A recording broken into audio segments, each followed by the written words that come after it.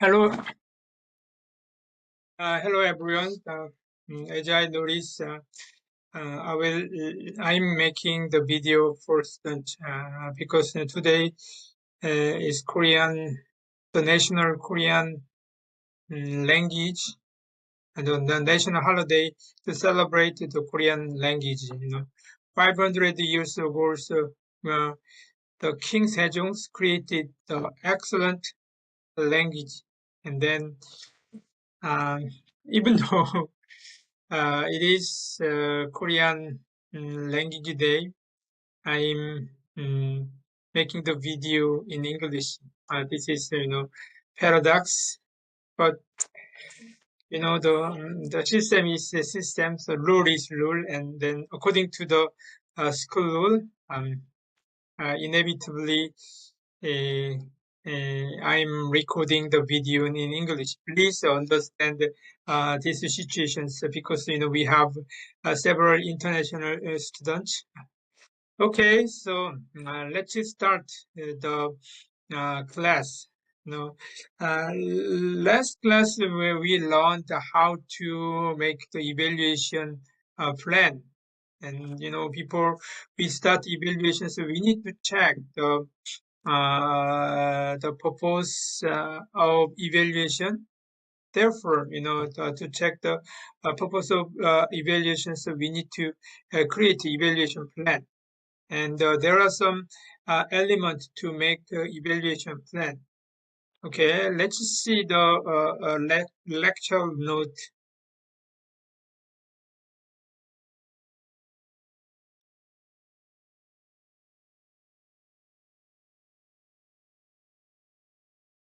This is the data collection update. Another lecture note.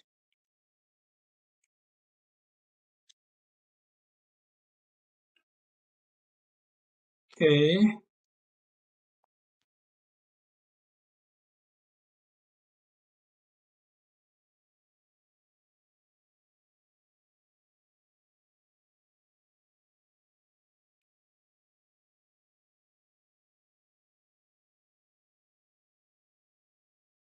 I'm sharing the PowerPoint. Okay. Can you see the PowerPoint? Yeah. Okay. This is the PowerPoint.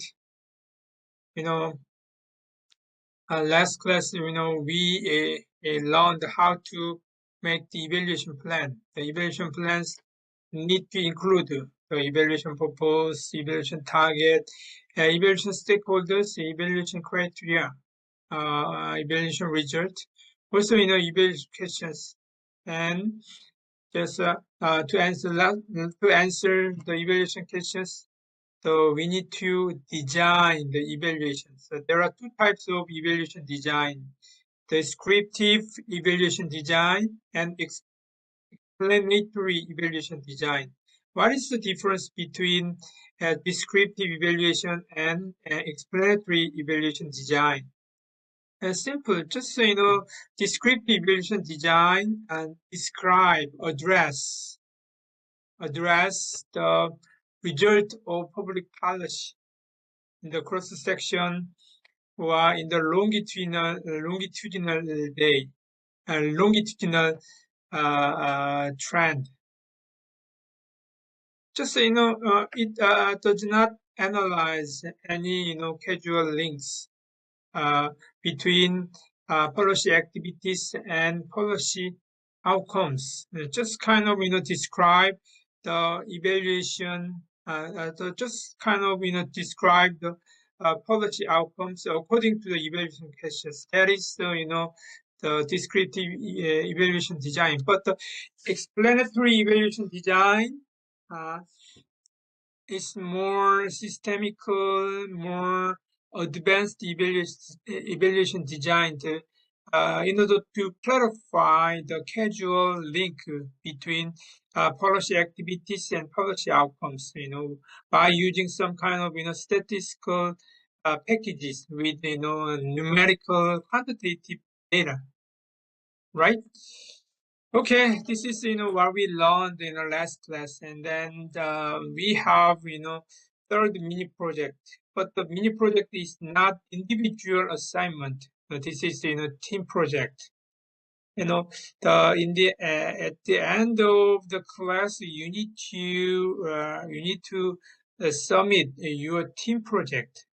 Team project is very important because you should individually evaluate. You should evaluate the individual or multiple public policies. This is a team project, and then just as I said, before you uh, evaluate your own policies, you must make evaluation plan.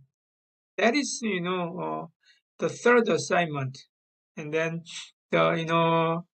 after the midterm exams, you need to create an evaluation plan. But this is not individual assignment. You need to organize team members with teams with 3 members, and then just your team make the evaluation plan, and then submit your evaluation plan in the class, and with your evaluation plan, so we'll make small interview with your team members, and then uh, I will advise you to fix some kind of evaluation design. I will recommend you to discover your data for your evaluations, on the basis of your evaluation plan. Therefore, after organizing your teams, we can make the interview about how to proceed your evaluations for your final assignment. Okay, and then just after the midterm exams, let's talk to your final evaluation. Based on your evaluation plan. And then please prepare your evaluation plan. And then this is not difficult. And then I'm sure that just you're gonna have the chances uh, to to advance your evaluations on the basis of our dialogue. Okay, this is what we learned last class.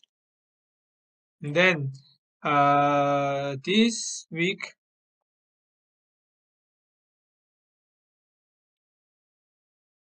we will study how to collect the data. After you design evaluation, and then on the basis of your evaluation design, so you need to analyze. But before you analyze the evaluation, what do we need? Yeah, data.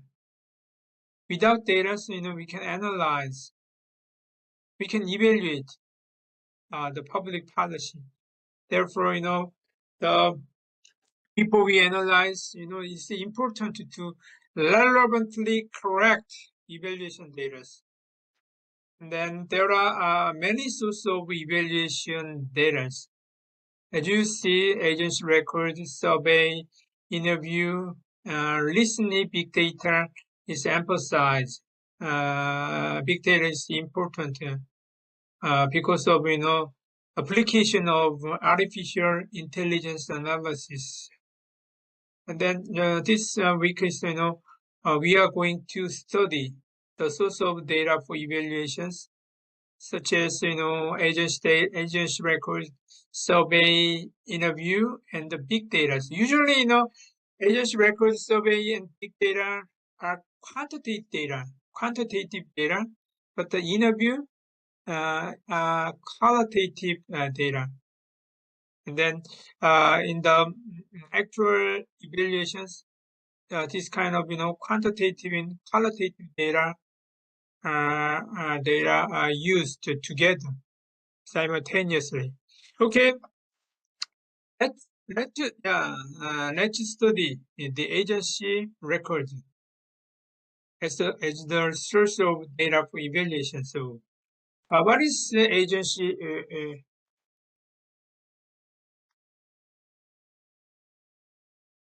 Okay, let me check. I think the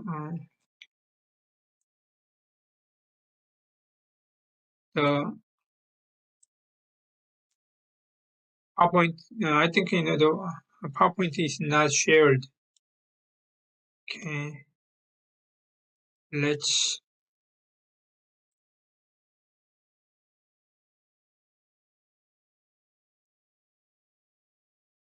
Okay, can you see the PowerPoint? Yeah. This week, so we are going to study how to collect data. As I said, there are several types of uh, evaluation data. The first, agency record. What is the agency record? Agency record are the data collected by agencies. Usually, the public agencies have uh, has a lot of their own public policies, which have perform public policy target groups, and then agencies is collecting the the target groups, the data for the target groups, right? The Ministry of Education, is collecting the information, school information. Also, the National Health Service is collecting the tax or financial information for individual taxpayers. Also, Ministry of Economy and Finance, is collecting the budget information or revenue information. Also, Ministry of Health and Welfare is collecting individual health information, right? I know if we are sick, we are going to the hospitals. The hospital, in the hospitals, we need to pay our, we need to pay we need to pay the fee, the hospital fee, cure our disease, and then the hospitals need to report our health information when we go to the hospital, right? Just as you see, and this kind of agency record is the source of the quantitative data, and the agency record include the all kinds of data for all policy target groups. And then very broad, very inclusive, very large, right? And then because agency record is kind of the actual data collected by the public agencies is very large and objective and accurate. Also, agency data, agency record, is quantitative, numerical data, and this is very, useful to actually evaluate the quality of public policies the directly by analyzing the policy target groups. But it has a lot of advantages. The fundamental problem of agency data is that we have difficulty in obtaining the agency records because of the a public agency is not trying to open agency record because of some legal issues. How in order to protect privacy, just public agencies release this agency record. Sometimes the policy target groups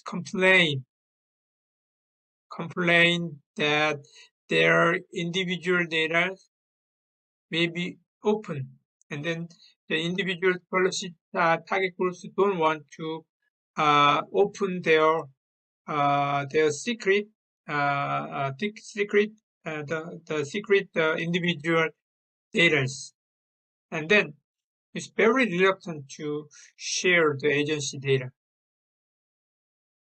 And just if we want to agency data, it's impossible to individual name, phone number, and social securities. And then this is kind of the directly the individual private information is not opened. And just without individual information, it's very difficult to analyze the causal link between policy activities and policy outcomes. Usually, why? Because policy outcomes, is based upon the individual policy target group satisfactions, right? It's very without the individual information, it's kind of very difficult. And then even though we request the public agencies to release the agency record, in many cases, the agency record is missing or incomplete. And then the public agencies, provide aggregated information of individual policy target groups. Just this kind of aggregated and then broad agency record sometimes is not useful because it is difficult to analyze the causal link between policy activities and policy outcomes. But I can understand that because of the confidentiality and privacy. Therefore, in my cases, sometimes, I request the public agency to release the agency record without individuals information. Just kind of by making some kind of security. Without opening the individual's information, the individual information can be transformed into some kind of other types of code. In this case, it's possible to analyze because directly the individual's information is not open. And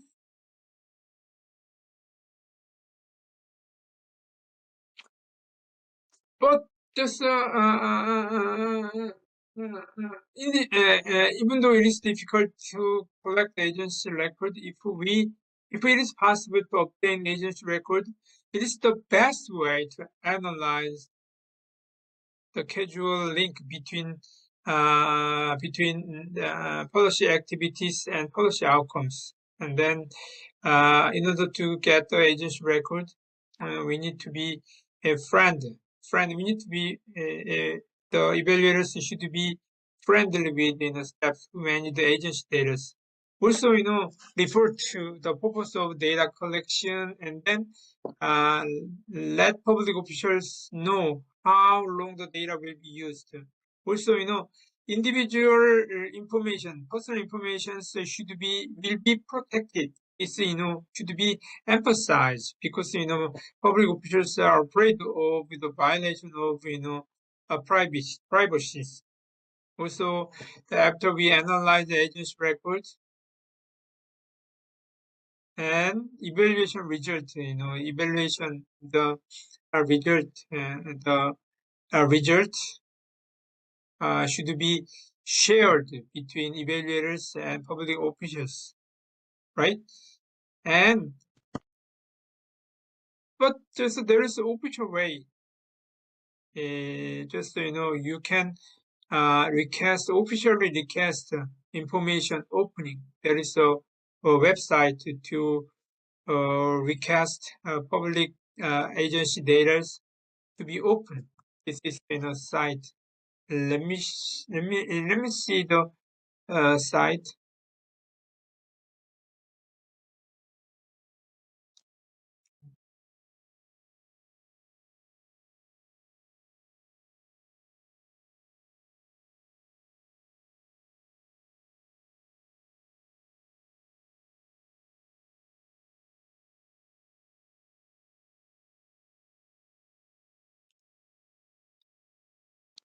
Can you see the website? And then this is the website for requesting us to requesting public official public agency to open their agency data. And then I applied for several information opening in the Ministry of Strategy and Finance or in the Ministry of Education for my evaluation project. Okay.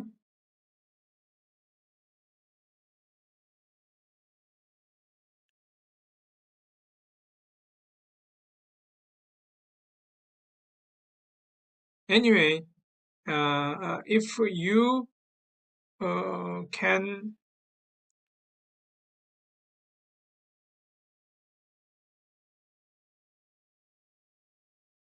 can oh, so the PowerPoint is off.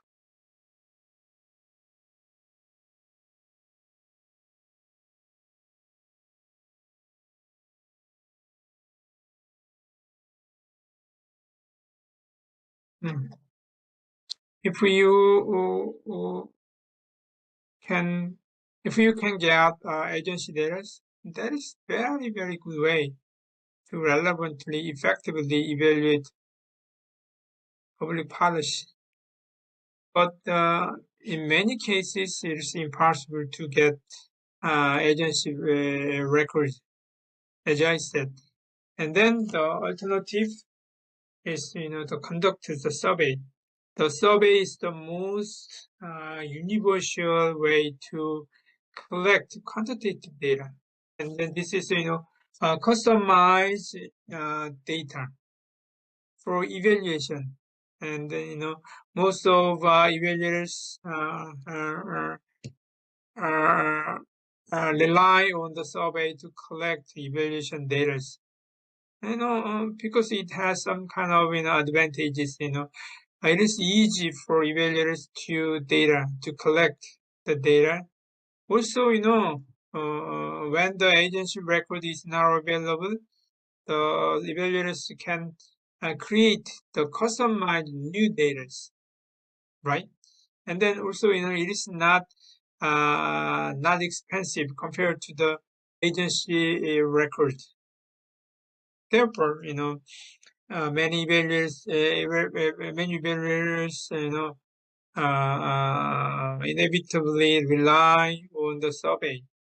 But it has some kind of disadvantage. So most fundamental problem is the lack of representation. What is the representation? So, just survey cannot examine the entire population. Inevitably, the evaluators need to make some sampling to select some survey participants from the mother population. However, this sample population is not representative of the mother population. That is, it creates a lot of biases because the sample participant does not include the entire population. does not represent the characteristics of entire population. Therefore, it's very important to ensure the representation of the sampling in the survey data. Also, there are some biases, such as the social desirability and common source biases. What is the social desirability biases? In this case, when the respondent answer the survey question, whereas they are very generous, the respondent participant tend to positively answer the survey questionnaires. That is the social desirability bias. If there are some problems in the public policies, however, respondent tend to answer the questions to evaluate the quality of public policies more positively than actual situation. This is, social desirability bias. What is the common source bias? Survey. This is kind of, the survey because the survey include, many evaluation questions, and then respondents have some difficulties difficulty in differentiating the different questions, even though the questions are different. However, respondents tend to answer the different questions similarly. That is common source biases, right? So in this case, it's very difficult to make some variation between evaluation questions, and then equals some kind of common source biases, because respondent answer the different questions similarly. What about the responses fatigues? In this case, if the survey has a lot of questions, the respondents are very tired of answering the number of questions. In this case, kind of participant respondent answer the questions. Select the same number, 3333333 or 111111. That is response the bias is caused by response fatigues.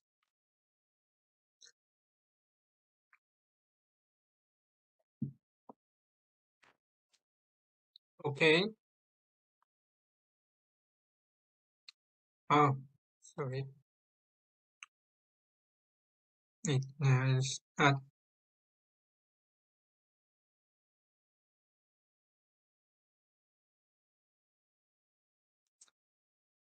Okay. This is the advantages and disadvantages. I already explained the advantages and disadvantages of survey. Also, there are, as I said, representation, social desirability bias, and response fatigues, and common source biases are the fundamental problem of survey. Therefore, when you design survey, you need to be very cautious to prevent this kind of disadvantages of the survey.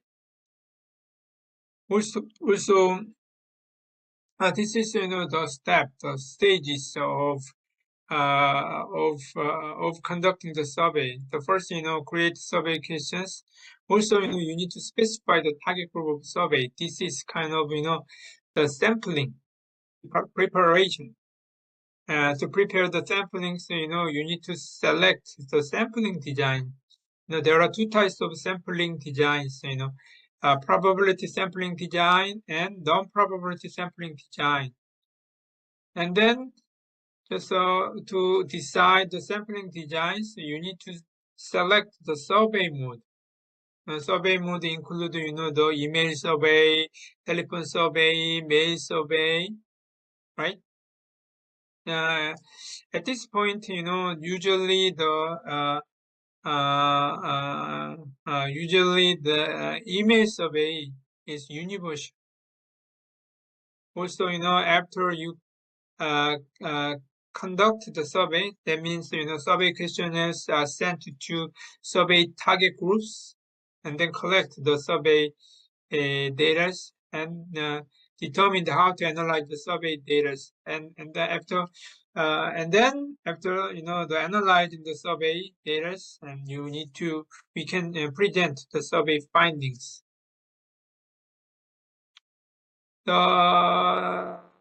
And then just the first step is to create the survey questions. And then there are two types of survey questions: closed-ended or open-ended. Open-ended, rich information and very broad, but in many cases, because of the fatigue, the respondent fatigue, so most of respondents skip the open-ended questions. Therefore, usually the respondents tend to answer the closed-ended questions. According to the number of choices, the Likert 5, Likert 7, and Likert 7 scales, and then it is easy for evaluate to collect the survey data. And then when you create survey questions, there are some important point, the important things which is you need to be careful of creating survey questionnaires. Then the four point when you create survey questions. The first, ask more specific items first. Also, do not ask two things with the questions. Also, you need to avoid redundant questions. And then you must not use the unclear choice. And this is, the example of survey questions mistakes. And next class, we will make practice in these mistakes. Through the online class, it is difficulty for us to understand the mistake of general survey questions. And next class, directly let's practice. Let's discover what kind of mistakes exist in this exam. And after you create survey questionnaires, and then you need to decide the sampling method. There are two types of sampling method: probability sampling method and non-probability sampling method. What is the probability sampling method? That means, evaluators, when the evaluators know the probability that a sample within the population is selected. When a sample is randomly selected within the populations, the evaluators can the number of samples, and then also the evaluators can know the number of population. In this case, we can know how much we can know the probability that a sample is selected within the population. Let's think about, we can select the 1,000 people from 50,000 50 million people. 50 million people is the Korean population. And then to examine the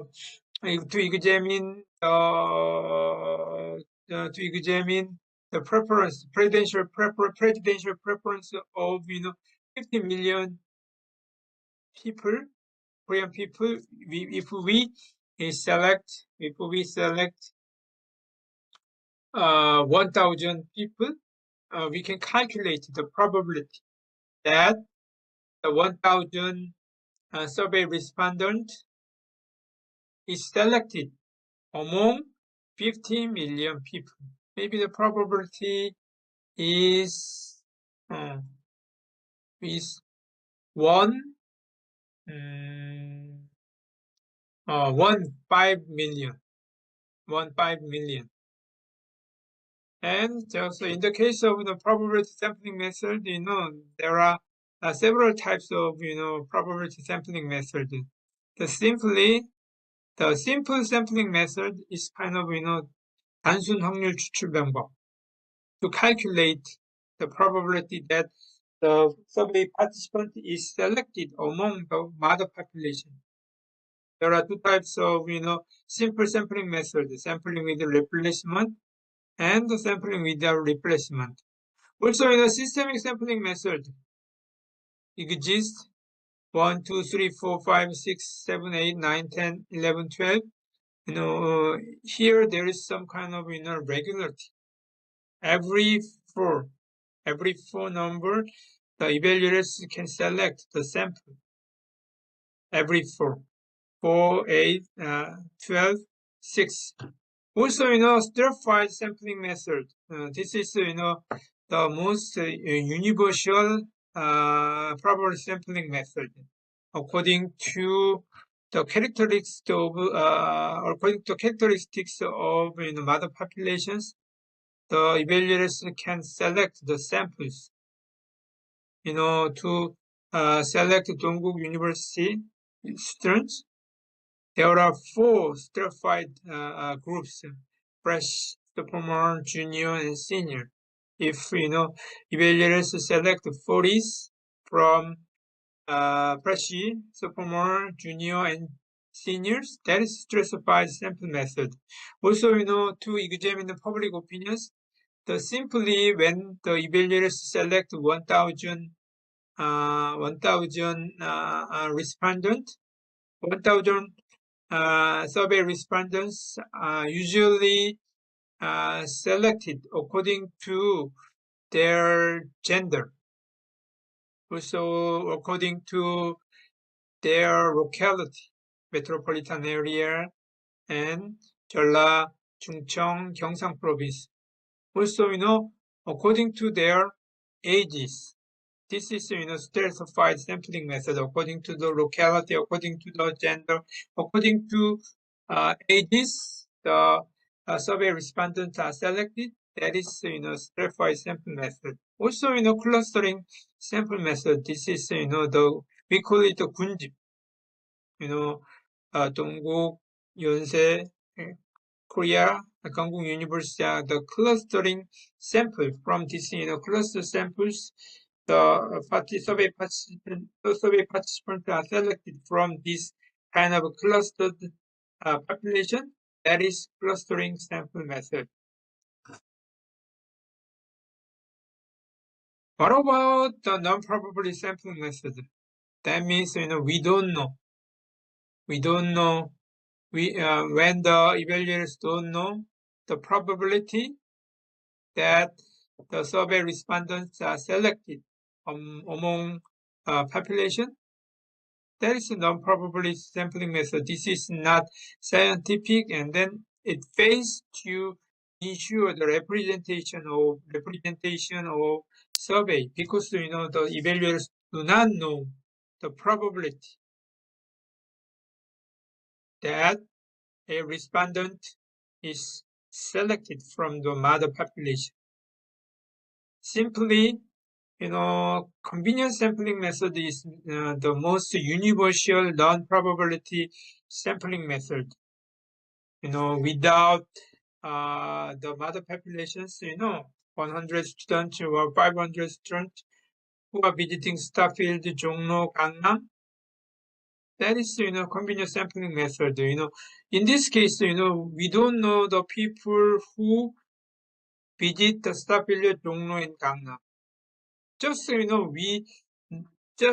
we know just 500 sample population, and we don't know the mother population. Because in this case, we cannot the probability that the sample population is selected from the mother population. That is non-probability sampling method. Also, another type of non-probability sampling method, snowballing sampling method. This is called recommendation sampling method. A sample recommend another sample. Also, the recommended sample also recommended the other samples. Also, this kind of other samples recommended the other samples. And then just like the snowball is larger and larger, the sample survey sample population is larger and larger because of the recommendation. But still we don't know the probability that the sample population is selected from the mother population. But I don't recommend you to use the non-probability sampling method because it's not scientific, because we don't know the because it does not ensure the representation of survey. Okay. Okay, here, because this is online class, it's a little bit difficult to understand my class because of technical problems, technical limitation. Therefore, let's finish today's class, and the next class, let's review what we learned online class. Okay, so even though it is a holiday, I'm very appreciative for you to participate in this online class. And then please enjoy the night, and then see you the next Monday. Bye bye.